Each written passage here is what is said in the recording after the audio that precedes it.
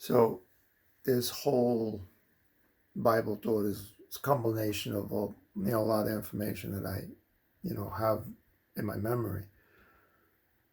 But I've been doing some work in the book of James, and James 1:13 says God cannot be tempted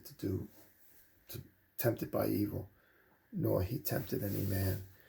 And I did a short 3-minute video about that verse, but you can only do so much in 3 minutes. But this is really all that I can think of.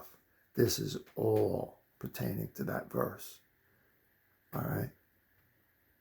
So, temptation of Abraham, temptation Pharaoh.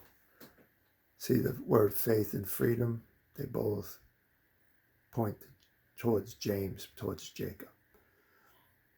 The faith of Abraham, promise to 14 promises in Old Testament to the whole world by the faith of Abraham. That's what led to the promises that the whole world would be saved through his seed, by his faith, and then released from bondage, right? The freedom, the law, right? The law was given to Israel as a burden on their back that they had to bear. But it was only to show the whole world. It was to show the world something. It wasn't that the law meant their righteousness. It was that God was using them to show something to the world, right? And then God intended to free them from the law by faith of Abraham and the freedom from the law, all culminated in Christ, bringing it all about. And then both of those temptations fall on James at the same time.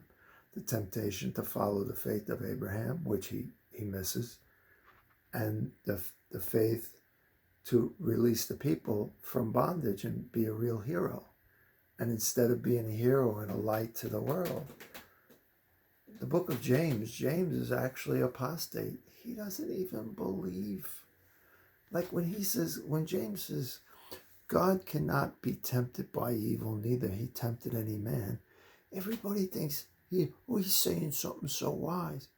He ain't saying nothing wise. He's saying, I don't believe God's going to do anything because of what you do. And he ain't going to do nothing to you either. Like he doesn't test you either. James is in disbelief. That's the truth. Jacob.